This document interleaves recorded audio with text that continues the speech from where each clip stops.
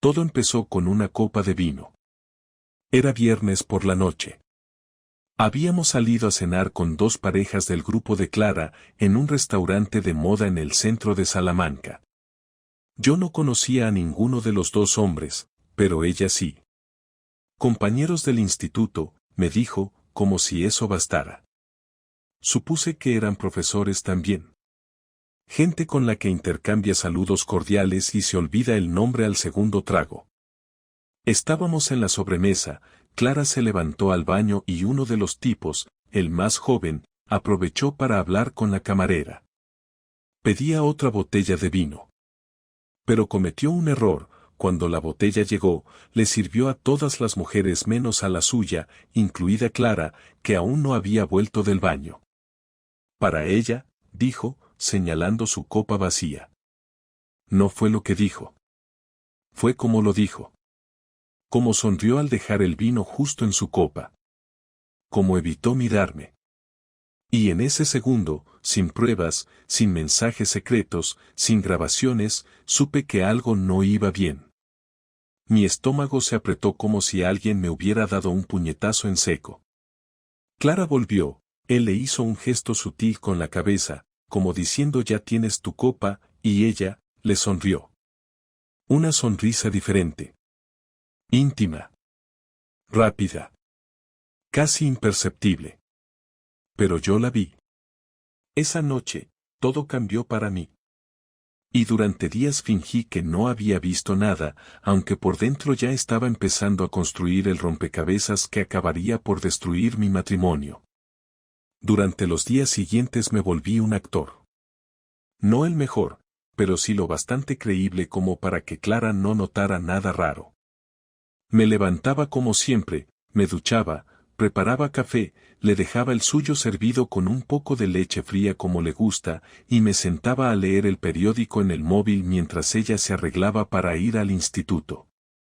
Me esforzaba en parecer indiferente, en mantenerme dentro del papel de marido funcional que no se hace preguntas, que no sospecha, que no ha notado esa mirada en la cena ni esa copa servida con tanto cuidado por un tipo que, en teoría, era solo un compañero. Pero por dentro, el silencio me quemaba. Cada gesto de Clara lo analizaba con una precisión absurda. Si se tardaba en la ducha, si salía con otra ropa en la mochila por si hacía frío, si miraba demasiado el reloj mientras hablábamos, si se reía con el móvil, si no se reía, todo era una señal. El miércoles fingí que tenía una reunión fuera de la ciudad. Salí temprano, como siempre, pero me estacioné a 2 calles del instituto. Llevaba una gorra de esas viejas que usaba para correr, unas gafas de sol grandes que jamás uso, y esperé. Me sentía ridículo, sí, pero el ridículo no me importaba en ese momento. Quería saber si estaba loco o si había algo real detrás de esa copa de vino. A eso de las 10 menos cuarto vi a Clara salir por la puerta lateral. No estaba sola. Iba con el mismo tipo de la cena. No se tocaban, no hablaban de forma exagerada, no hacían nada que uno pudiera usar como prueba. Pero caminaban juntos como quien lo ha hecho muchas veces. Él la miraba con una sonrisa leve, constante, como si estuviera acostumbrado a verla así todos los días. No se despidieron con un beso ni nada parecido. Ella cruzó la calle y él volvió a entrar. Eso fue todo. Pero no. No fue todo. Fue suficiente.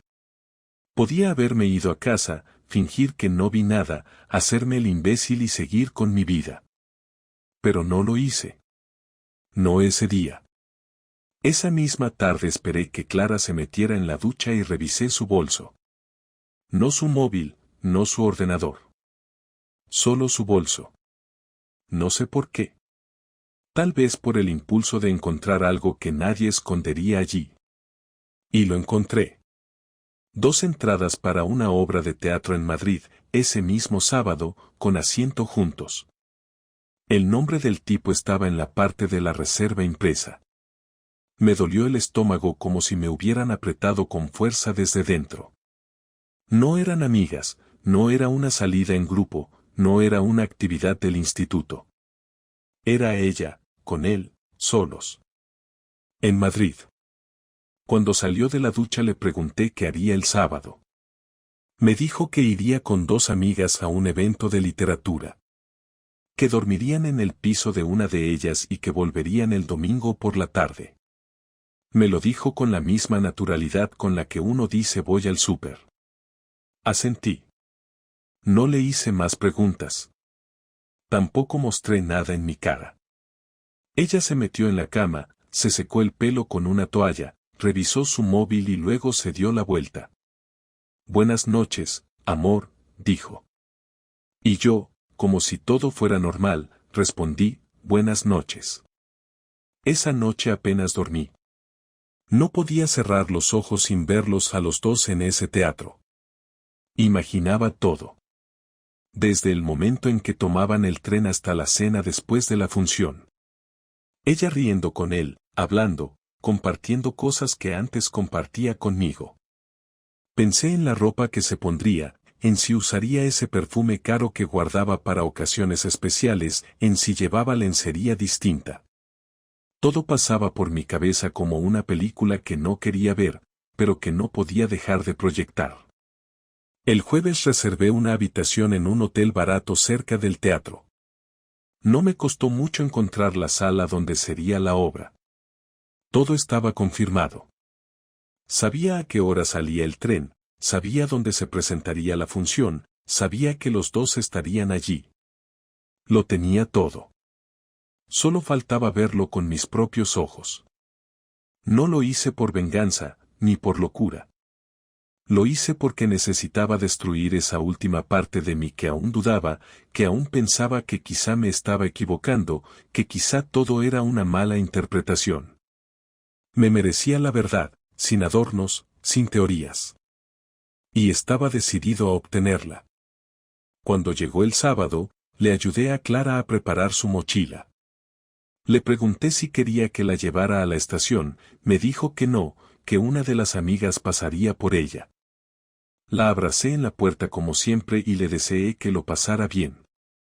Me miró con esa sonrisa suave que solía darme cuando nos conocimos, como si todo estuviera bien, como si yo no supiera nada. 1 hora después, yo estaba en el tren, 3 filas detrás de ellos. Ella no me vio. Él tampoco. Y cuando se acomodaron, Clara apoyó su cabeza en su hombro, como si fuera lo más natural del mundo. No hablaban mucho. Se miraban. Se tocaban con disimulo. Se reían bajo. Ese fue el momento en que supe que mi vida, tal como la conocía, había terminado. Lo supe sin gritos, sin peleas, sin escenas. Lo supe con el mismo silencio con el que uno acepta la muerte de alguien que ama. Volvimos a casa el domingo por la noche. Ella llegó antes que yo, por supuesto. Le di tiempo. Quería que se sintiera cómoda, que creyera que no había pasado nada.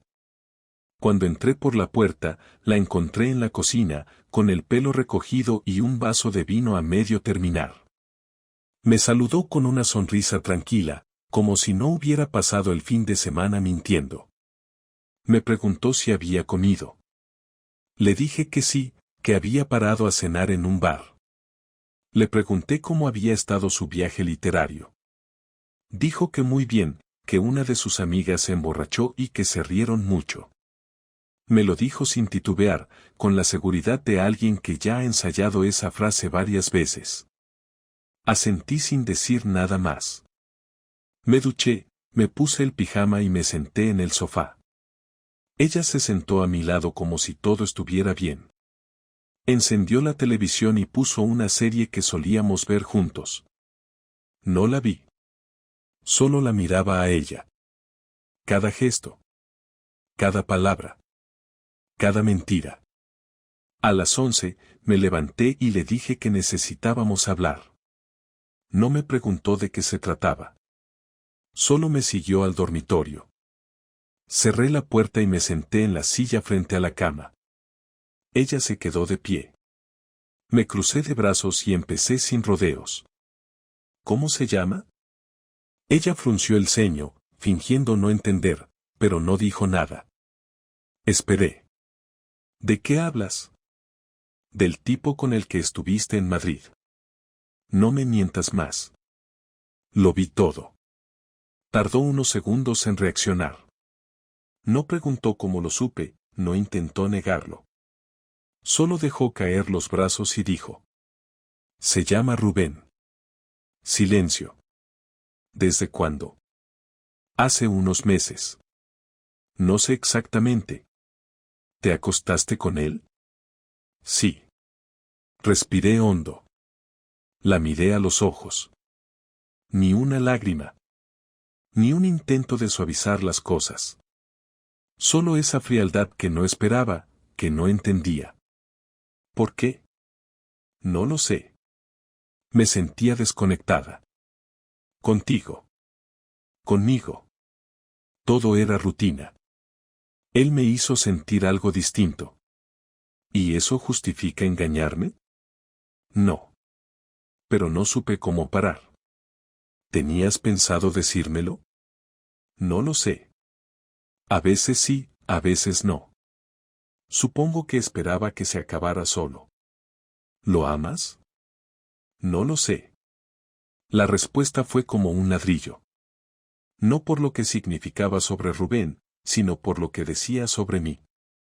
No me amaba lo suficiente como para detenerse. No me respetaba lo suficiente como para confesarlo. Me miraba con esa cara vacía, como si estuviéramos discutiendo sobre qué película ver. ¿Te das cuenta de lo que has hecho? Sí. ¿Y? Estoy aquí, ¿no? Eso no significa nada. Estás aquí porque no quieres que nadie se entere. Porque necesitas seguir con esta fachada. No estás aquí por mí. No digas eso.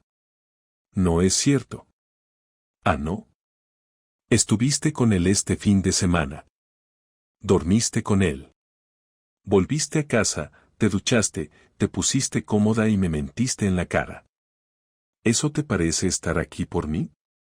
Clara bajó la mirada, pero no lloró. No se disculpó. Solo se quedó callada. ¿Qué vas a hacer ahora? No lo sé. ¿Quieres que sigamos? No lo sé. La conversación se volvió absurda. Todo era no lo sé. No sabía si me amaba, no sabía si quería seguir, no sabía por qué me engañó. Pero sí sabía cómo salir con otro hombre, cómo mentirme, cómo volver a casa y actuar como si nada. Mira, Clara. No voy a suplicarte amor. No voy a competir con nadie. No soy ese tipo de hombre. Si querías sentir algo nuevo, lo lograste. Pero no esperes que yo siga actuando como si todo fuera normal. ¿Y qué vas a hacer tú? Yo sí lo sé. Voy a poner en orden mis cosas. Y después vamos a hablar de cómo terminamos esto. Porque lo vamos a terminar. No pienso quedarme con alguien que me miente y que no sabe si me ama. Ella tragó saliva. Intentó decir algo, pero se lo pensó mejor. Se sentó en la cama y se quedó ahí, mirando al suelo. ¿Puedo quedarme esta noche? Haz lo que quieras. Pero no vuelvas a tocarme. Me fui al sofá. No dormí. Pensé en todo. En lo que fuimos. En lo que fingimos ser. En cómo una mirada en una cena fue el principio del final. Me dolía, pero no me rompía. Al contrario, me daba una claridad que no había tenido en semanas. Al amanecer, Clara seguía en la cama, inmóvil. Yo preparé café, desayuné en silencio y me fui al trabajo como si nada. Pero esa noche, empezaríamos a desmantelar lo que alguna vez llamamos matrimonio. Y esta vez no habría teatro, ni Rubén, ni excusas. Solo los hechos. Solo la verdad. No hice nada el primer día. Me limité a observarla, a estudiar cada movimiento, cada palabra, cada intento torpe de hacer como si las cosas pudieran volver a la normalidad. Clara se despertó tarde, se duchó, se maquilló un poco más de lo habitual, preparó tostadas para los dos sin decir nada y se sentó frente a mí con una falsa tranquilidad que daba pena. No le pregunté nada, ni le hice caso. En mi cabeza ya estaba claro que no pensaba pasar por alto su traición ni cargar con su culpa. Lo que no sabía todavía era cómo devolverle el golpe, no de forma impulsiva ni infantil, sino con algo que le doliera de verdad, que la hiciera entender que no todo queda impune. A media mañana me metí en el despacho de casa, cerré la puerta y empecé a repasar los documentos, los contratos, las cuentas conjuntas, las propiedades. Durante años fui el encargado de la parte financiera de nuestra vida, así que tenía todo controlado. Sabía perfectamente qué teníamos, qué era de quién, y que podía tocar sin que ella pudiera detenerme. Clara siempre fue confiada con ese tema. No por amor, sino por comodidad. Nunca quiso aprender cómo funcionaba la gestoría, ni cómo se dividían los bienes, ni que firmaba exactamente cada vez que le ponía un papel delante. Eso me dio una ventaja que ahora podía usar. Esa misma tarde pedí cita con el notario y con mi abogado. No para divorciarme, no todavía. Quería asegurarme primero de proteger lo mío. Cambié de beneficiarios en los seguros, moví parte del dinero a una cuenta solo a mi nombre, cancelé su acceso a las claves digitales de la empresa, y saqué copias de todos los correos y mensajes que tenía relacionados con su amante.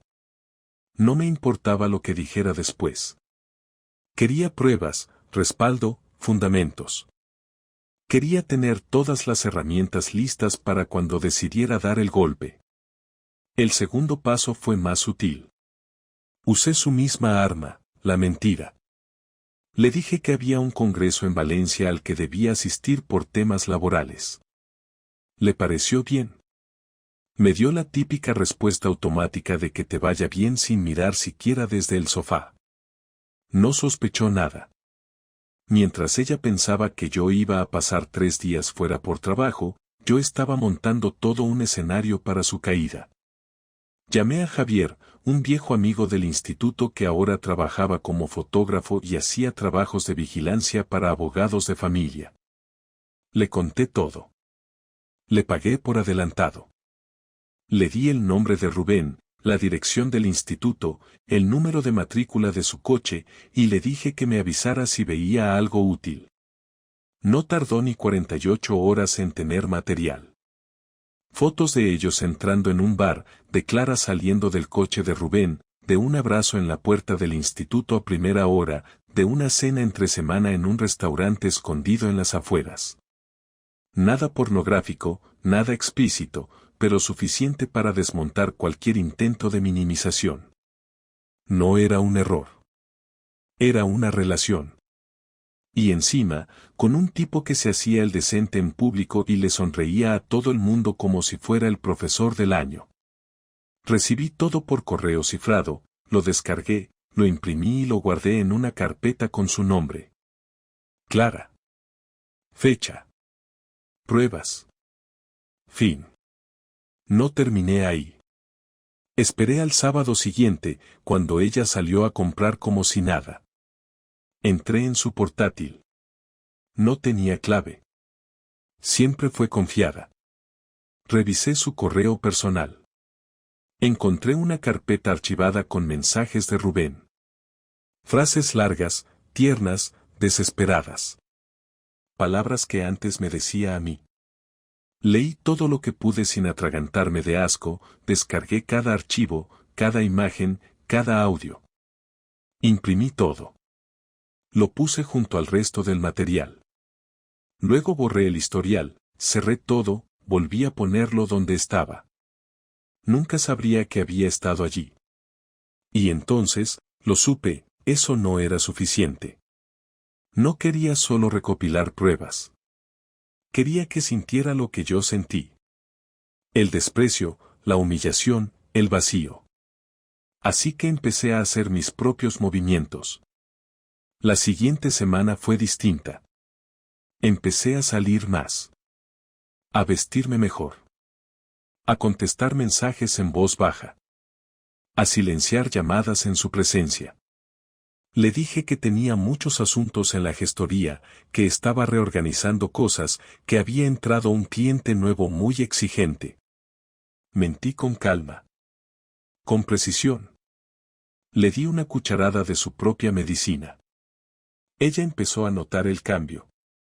Preguntaba más. Quería saber con quién hablaba, por qué llegaba tarde, por qué me había comprado ropa nueva. Yo respondía con evasivas, con bromas, con un no te preocupes, todo bien. Exactamente lo mismo que ella me había dicho durante meses. Una noche me vio sonriendo mientras leía algo en el móvil y me dijo, ¿estás hablando con alguien? Me giré, la miré y le dije, sí. Pero no te preocupes, solo es una compañera. Fue un golpe directo. La vi tensarse. No respondió. Se fue al baño y cerró la puerta. Era la primera vez en semanas que sentía que tenía el control otra vez. No tenía amante, ni compañera, ni nada. Solo el deseo de verla dudar, sufrir, imaginar lo mismo que yo imaginé cuando la vi con Rubén. No me hacía falta estar con otra para hacerle daño. Me bastaba con que pensara que estaba haciendo lo mismo. Me bastaba con verla tragar su propio veneno. El lunes por la noche, Clara llegó del trabajo más seria de lo habitual. Me observaba como si quisiera decir algo pero no se atreviera. Me preguntó si tenía hambre, le dije que no. Me ofreció una copa de vino, le dije que no bebía entre semana. Se quedó parada en la cocina unos segundos, con la copa en la mano, y finalmente vino al salón, se sentó en el borde del sofá y me miró sin decir palabra. Dejé el móvil sobre la mesa, me incliné hacia adelante y la observé con paciencia. Estaba nerviosa. No era difícil notarlo. Movía la pierna, miraba el suelo, se tocaba las uñas como si necesitara algo entre los dedos para no romperse. ¿Tienes algo que contarme? Dijo de pronto, sin rodeos. No me molesté en fingir sorpresa. Me quedé en silencio unos segundos, saboreando la incomodidad que por fin parecía sentir. Depende. ¿Quieres que sea sincero o que juegue el mismo juego que jugaste tú? ¿Estás saliendo con alguien? Preguntó, evitando mi mirada. ¿De verdad quieres hablar de eso? Porque si empezamos, vamos a hablar de todo. De Rubén. De Madrid. De los correos. De las mentiras. No soy estúpido, Clara. No estoy hablando de él. Estoy hablando de ti. Perfecto. Entonces te respondo, no estoy con nadie. Pero tú no lo sabías, ¿verdad? Y esa duda, esa incomodidad que sientes ahora, es lo mismo que sentí yo cuando te vi apoyada en su hombro, cuando volviste a casa y me hablaste como si nada, cuando me mentiste en la cara una y otra vez. ¿Te molesta pensar que podría estar con otra? Bien. Yo estuve viviendo con esa idea todos los días. La diferencia es que tú sí cruzaste esa línea. Yo solo te devolví la mirada. Clara se quedó en silencio. Se le notaba el temblor en la mandíbula. No estaba llorando, pero tampoco podía ocultar que le dolía. Por fin, bajó la copa, la dejó en la mesa, y dijo: No quiero seguir así. Ni yo. Entonces dime qué vas a hacer. ¿Quieres que me vaya? ¿Quieres que lo intentemos? No hay nada que intentar. No hay marcha atrás. No puedo volver a mirarte sin pensar en todo lo que hiciste. Y no me refiero al sexo. Me refiero al desprecio. A la indiferencia. A cómo volviste y te sentaste a mi lado como si no hubiera pasado nada. No fue desprecio. No fue odio. Fue confusión. No confundas confusión con egoísmo. Lo hiciste porque te dio la gana. Porque pensaste que no me daría cuenta. Porque no te importó si me destrozabas o no. No te destrocé. Sigues aquí, con tu vida, con tu trabajo, con tú. ¿Con qué? ¿Con mi dignidad? ¿Con mi paciencia? ¿Con la necesidad de hacerme pasar por el tonto de la historia? No sigas. No lo hagas más difícil de lo que ya es. Porque duele, Clara. Y aunque ahora me veas tranquilo, eso no significa que no esté roto por dentro. Solo aprendí a callarme. Ella respiró hondo. Se acercó, quiso poner la mano sobre mi pierna, pero la aparté sin agresividad. Solo la miré con cansancio. Voy a mudarme. Ya está casi todo organizado. Tú te quedarás aquí, al menos por ahora. Pero esta historia se acabó. ¿Y no vamos a hablar más? ¿No hay nada que decir? No necesito explicaciones. Necesito paz. Me harté de noches en vela, de mirar tu teléfono cuando no estabas, de buscar rastros de algo que ya sabía. No quiero seguir arrastrando esto. No quiero convertirnos en esa pareja que se grita por todo ni en los que se quedan juntos solo porque es más cómodo. Nunca quise que terminara así. Entonces no lo habrías hecho. ¿Y tú no has hecho nada mal? Claro que sí. Callar. Aguantar. No enfrentar todo desde el principio. Hacer como que no veía lo que tenía frente a los ojos. Pero nunca te mentí. Nunca te falté el respeto. Nunca me fui con otra. Y eso, aunque ahora no valga de nada, es todo lo que me queda. Clara se levantó. Fue hasta la ventana. Miró afuera sin decir nada. Después se giró y me preguntó algo que no esperaba. ¿Sigues queriéndome? Tardé unos segundos en responder. No porque no supiera la respuesta, sino porque me costaba aceptar lo que iba a decir. Ya no. Eso fue lo que la rompió. No las pruebas. No los correos. No las fotos. Fue esa frase. Se le cayó la máscara. Bajó la cabeza. Y por fin lloró. No con gritos ni escenas, solo con lágrimas secas que le caían por la cara mientras intentaba sostenerse de pie. No la consolé. No me moví del sitio. No era mi tarea salvarla de su propio naufragio. Me limité a verla llorar hasta que se fue al dormitorio y cerró la puerta sin decir nada más. Me quedé solo, en silencio, con esa sensación de haber terminado algo que una vez me importó tanto. Ya no dolía como antes. Solo quedaba el eco de lo que habíamos sido. Pasaron 3 semanas desde esa noche. No hubo más discusiones ni explicaciones. Clara y yo compartíamos la casa como dos desconocidos que saben que se van a despedir, pero que prefieren no alargar la conversación. Me despertaba temprano, me duchaba en silencio, desayunaba solo, y salía a trabajar sin decir nada. Ella hacía lo mismo. Se movía por la casa como si tuviera miedo de pisar algo que pudiera romperse aún más. A veces me miraba, pero no decía nada. Yo tampoco. El daño estaba hecho. Y hablar más solo alargaría una agonía que ninguno de los dos tenía fuerza para sostener. El piso que había alquilado estaba listo.